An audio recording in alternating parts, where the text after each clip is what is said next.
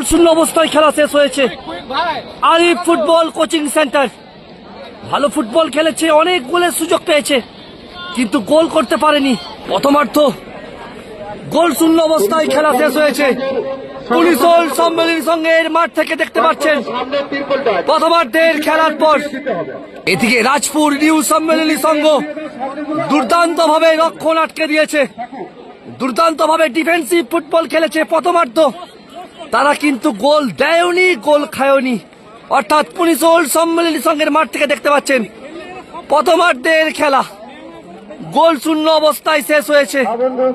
অর্থাৎ কোন দল এখনো পর্যন্ত গোল করতে পারেনি। এদিকে অভিজিৎ কুম্ভকার, দিব্যেন্দু মাঝি অ্যাসিস্ট্যান্ট রেফারি।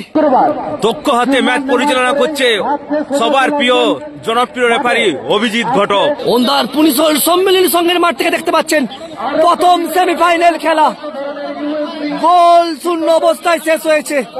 এদিকে রাজপুর নিউ সম্মেলনী সংঘ দলকে আপনারা দেখতে পাচ্ছেন। অপরদিকে Arif football coaching centre Bankura